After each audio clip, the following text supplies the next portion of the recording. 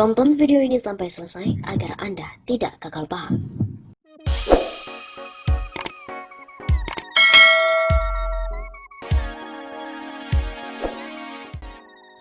Bukannya untung, buzzer pro pemerintah malah bikin Jokowi Ma'ruf buntung. Keberadaan buzzer yang semakin marak di media sosial perlu ditertibkan, sebab adanya buzzer di media sosial ini dinilai hanya menimbulkan kegaduhan dan juga malah merugikan pemerintah.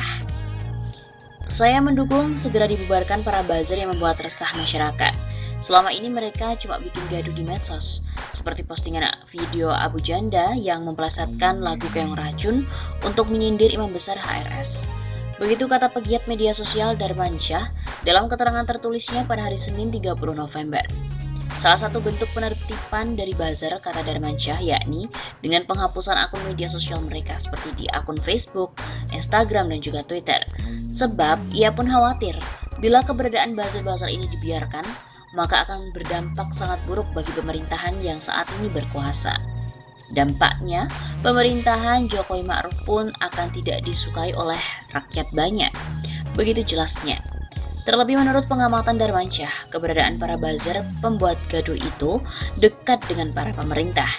Bila dibiarkan, buzzer pro pemerintah ini bisa berbuat semaunya dengan menyerang lawan yang tidak sependapat dengan pemerintahan Jokowi. Selama ini buzzer ini tidak ditindak, bahkan dipanggil untuk dimintai keterangan saja terkait postingan di medsos pun tidak pernah. Saya meminta agar para warganet untuk beramai-ramai klik blokir akun para buzzer. Hal itu dilakukan agar pihak medsos dapat menutup selamanya para akun buzzer itu. Begitu tandasnya. Seperti kita tahu, penggunaan buzzer sebagai instrumen politik itu bukanlah barang baru, seperti yang dikemukakan oleh Samantha Bradshaw dan juga Philip Howard dalam penelitiannya yang bertajuk The Global Disinformation Order 2019, Global Inventory of Organized Social Media Manipulation.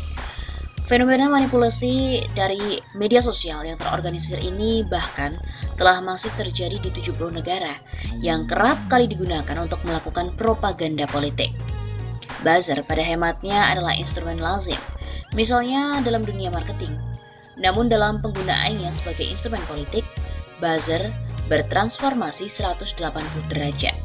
Perannya tidak lagi hanya untuk kepentingan promosi, melainkan menjadi strategi penggiringan opini atau mendiskreditkan dan menjatuhkan lawan politik. Singkatnya, buzzer ini menjadi sarana black campaign atau kampanye hitam yang mumpuni untuk digunakan. Dengan ucapan senada, Rinaldi Kamil, peneliti dari Center for Innovation Policy and Governance, menegaskan bahwa buzzer untuk kepentingan politik praktis digunakan sebagai sarana kampanye hitam untuk menjatuhkan lawan-lawan politik. Menariknya, buzzer tidak hanya dipergunakan untuk kepentingan kampanye bagi politisi ataupun partai politik, akan tetapi pemerintah pun turut menggunakan buzzer sebagai instrumen yang dapat meredam bahkan membalikkan kritik.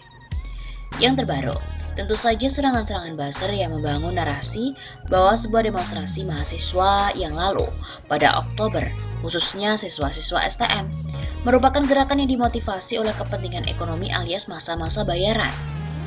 Narasi ini pun setidaknya dilempar oleh sebuah akun Twitter @yusufdumdum dan juga @wanmurtada yang diduga merupakan buzzer pro pemerintah.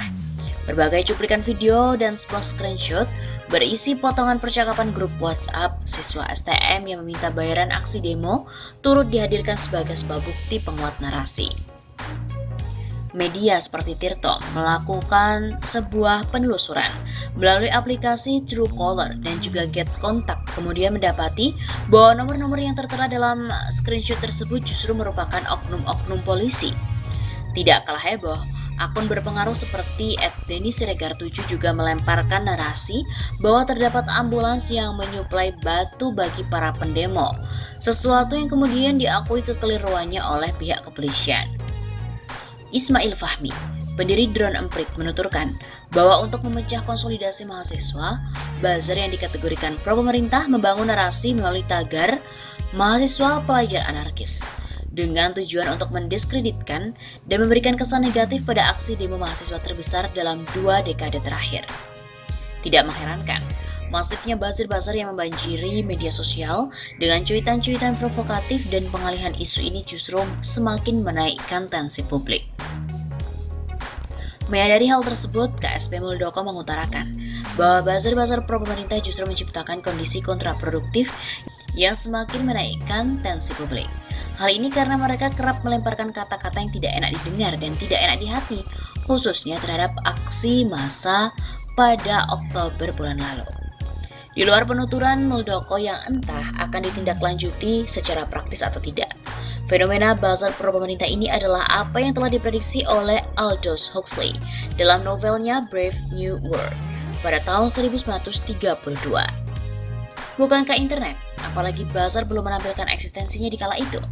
Lantas prediksi dalam konteks apa yang dimaksudkan oleh Huxley? Dalam novel Brave New World atau BNW, sama halnya dengan novel 1984 milik George Orwell, keduanya menyajikan distopia akan bagaimana negara mengontrol warga negaranya secara total. Bedanya jika dalam 1984, Orwell menyajikan sosok negara yang merampas informasi sehingga menciptakan situasi kontrol yang dimotivasi oleh rasa takut dan kebencian. Sementara itu di dalam BNW, Huxley menyajikan sosok negara dengan kemajuan teknologi yang justru membanjiri informasi yang kemudian menciptakan situasi kontrol yang dimotivasi oleh kenikmatan atau pleasure dan ketidaktahuan. Melalui tumpahan informasi akan tercipta disinformasi masif yang membuat masyarakat tidak mampu membedakan mana informasi yang semestinya dipercaya, dan pada akhirnya hal ini akan melahirkan kondisi masyarakat yang justru tak acuh terhadap informasi, di mana akan membuat masyarakat menjadi pasif terhadap informasi dan lebih memilih mementingkan dirinya sendiri atau egoisme di dalam pusaran informasi yang membingungkan. Konteks Huxley tersebut sangat relevan dengan kondisi masyarakat di kota-kota besar atau masyarakat urban yang justru semakin pasif dan egois ketika berhadapan dengan kecepatan dan keberlimpahan informasi. Kasarnya, masyarakat justru gagap menghadapi derasnya laju informasi. Lantas pertanyaannya, bagaimana hal tersebut kemudian menjadi cara negara untuk mengontrol warga negara? Seperti yang disebutkan sebelumnya, hal itu terjadi melalui kenikmatan dan ketidaktahuan. Maksudnya adalah masyarakat yang telah terkondisikan pasif dan egois akan membuat masyarakat menjadi tidak kritis terhadap pemerintah dan cenderung bersikap bodoh amat terhadap apa yang tengah terjadi. Imbasnya, negara dapat berlaku apapun atau otoriter tanpa mendapatkan tekanan dari masyarakat.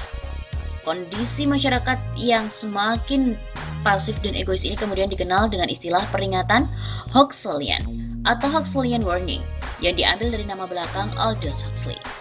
Akan tetapi tentu saja, titik pasif dan egois ekstrim seperti gambaran Huxley belum terjadi pada masyarakat Indonesia.